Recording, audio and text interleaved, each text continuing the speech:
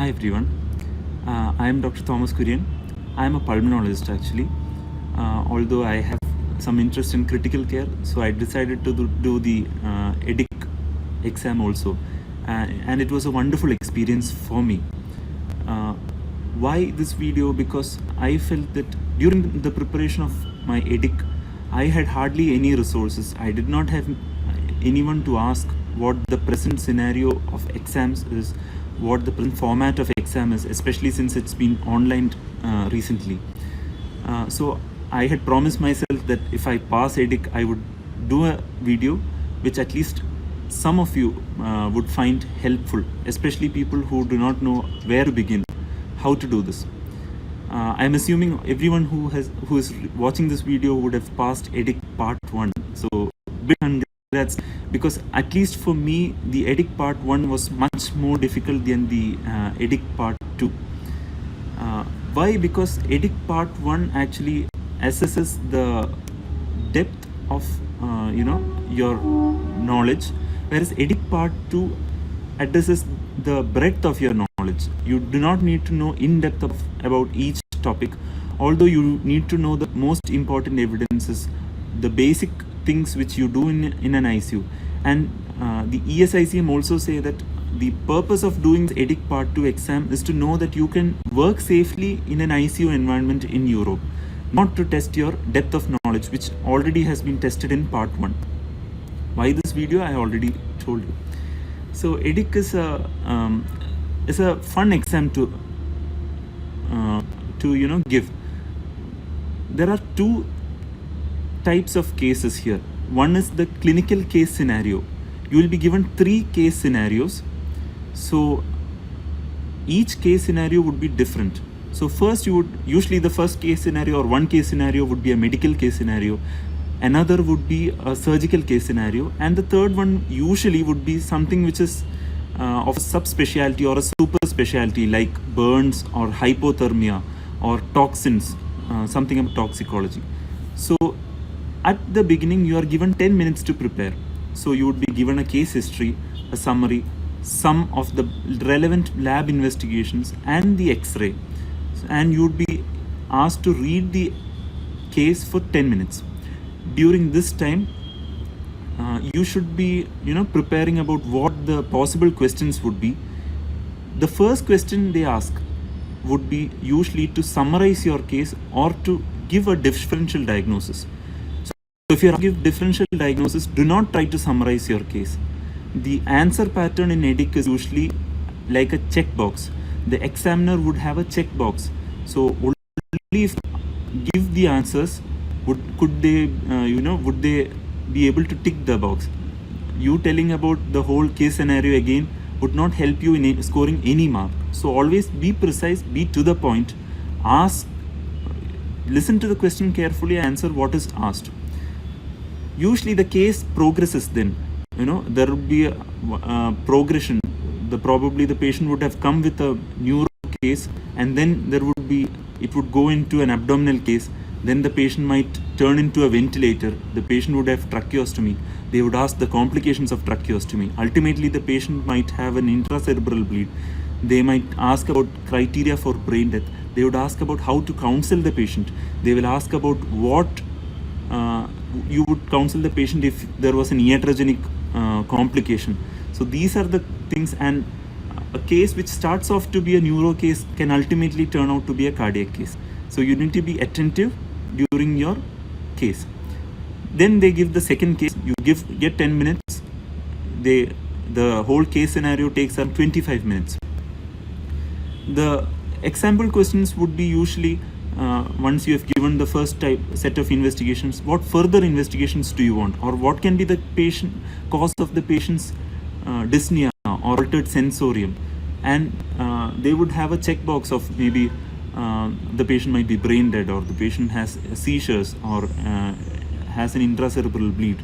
So those should be the check boxes.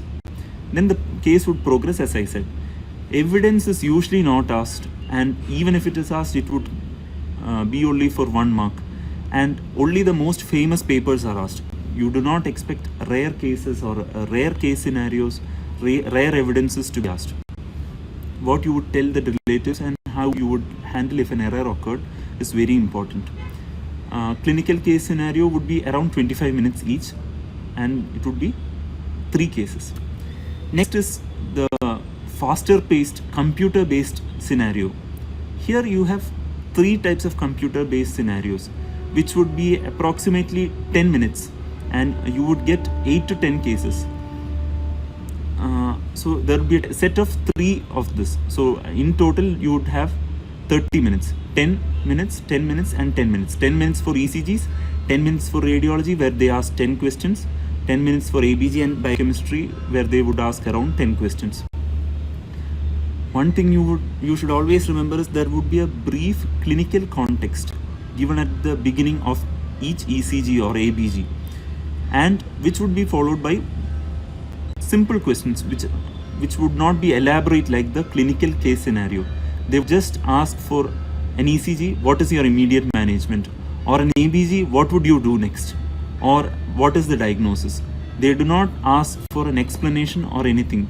These would mostly be spotters, whether it is radiology or any of these scenarios, and approximately you would get 40 to 50 seconds per question. So you need to be quick. You need to always read the clinical vignette which is given at the top of the question before the ECG and read accordingly. One advantage here is that if you have no idea about the answer, you could skip the question and come back to the question after your 10 questions are complete. So after in ECG, if you have a doubt about one ECG, you could ask the examiner to please move on to the next ECG and come back to that ECG at the end. This would not be possible in the clinical case scenario. Why? Because there is a progression. You would be given more information about the patient in each step. Here it is just about different patients, 10 sets of new patients, 10 sets of radiology, 10 sets of ABG and biochemistry. What is usually asked in ECG would be ECG in curves are ECG, ventilator curves, CVP curves, intra-aortic balloon pump. That seems to be a favorite among EDIC examiners. I don't know why, to be frank. Intracranial pressure monitoring and very simple CRRT pressure trends, which can be easily prepared, like a block in the membrane. Things, just 2 or 3 cases only are important.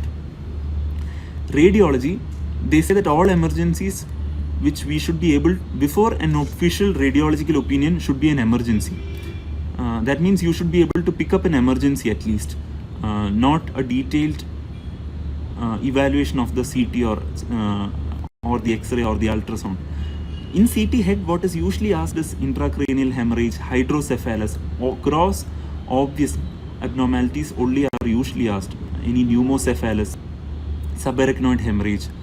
In CT abdomen, there would be pancreatitis, any perforation, an abdominal aortic aneurysm, a dissection of the descending thoracic aorta. In CT chest, gross effusions, pneumomediastinum, pneumothorax, large consolidations, ARDS picture. In chest X-rays, you would have a whole variety of, especially in chest X-rays, always look at the lines, tubes, whether the Ryle's tube is in the correct position, whether the ventilator, ET, endotracheal tube is in the proper position. Ultrasounds usually would be like pleural effusion or any pneumothorax, they would be showing you the lung point. Echo also, only obvious abnormalities like a large pericardial effusion causing a tamponade or poor LV function, things which you usually would be always seeing in your daily practice. An IVC which is full or an IVC which is collapsed, they would ask what you would do next. And ABG and biochemistry. So that is in summary about what you can expect on your exam day. So there will be a set of 25 minutes for one clinical case scenario, and there are 3 sets like that, and there will be 3 computer based assessment which would be around 10 minutes each. So in summary, what are the clinical case scenarios which usually you expect? These are usually asked in any question. Any question can go on into these topics like sepsis, resuscitation, cardiac arrest, brain death, complications of tracheostomy, intubation, end of life care, whether you would withdraw a patient from ventilator. Such ethical questions are usually touched upon in most of the clinical case scenarios. Ultimately, it would come to that point. In respiratory system, the long cases which usually come are community acquired pneumonia, ventilator associated pneumonia, ARDS, and post-op respiratory failure, CVS and acute coronary syndrome, pulmonary embolism, or a cardiogenic shock. I had a cardiogenic shock coming up in my EDIC part 2. In CNS, could be a stroke, ischemic, a subarachnoid hemorrhage, a traumatic brain injury, meningitis, or a Guillain-Barré syndrome. Meningitis came up in my EDIC part 2 exam. In GI, there could be a decompensated CLD, upper GI bleed, pancreatitis, perforation peritonitis, abdominal trauma. Any post-op complications can occur in most. Intra-abdominal hypertension is a favorite among examiners.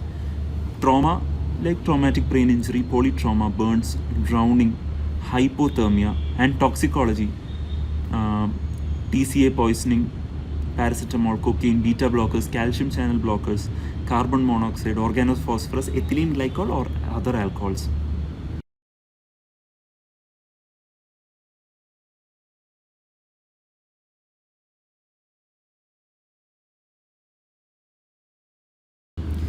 So I hope that briefly covers the clinical case scenarios. At this juncture, I would say that I am actually working as a pulmonologist alone, and critical care is just a subspecialty. I am basically more interested in pulmonology, so the essential books which I have read might not suffice most of you who would be core critical care doctors, and I'm sure most of you would know more than me about all these. So these are the books which I read and I highly recommend. One is Oskies for the Final FICM. I think this was the best book among the lot. I have read this at least 2 to 3 times. Many questions had been asked from this questions, at least for me. One other book I would recommend is Oskies for Intensive Care Medicine, published by Oxford. This is also a very good book. I think there are few topics on statistics which I think you could skip easily, but otherwise this is a very nice book. Mostly they tell also about how many marks and what are the points which are expected from an examinee. For biochemistry, this is a very good book, Data and Interpretation in Critical Care Medicine. Although this is an old book, this was a fun book to solve. And for ECGs, this is the only book which I read. There are actually a set of 200 ECGs. I have read only first 100 ECGs in this. I did not read the second part of this. And these are the main books which I have read. Other books which would help you is whichever book you had read for critical care. Most of you, I think, might have read O's Manual or Paul Marino, the ICU book. But for me, this was my favorite critical care book, the Washington Manual of Critical Care. And this is also one book which I felt was helpful, not entirely for EDIC, but this I had read for my basic critical care training, so this was also helpful. Preparatory course for the EDIC ESICM course, whether it's worth it, I personally don't think it's worth it, but whether you should take it, yes, because I also took it.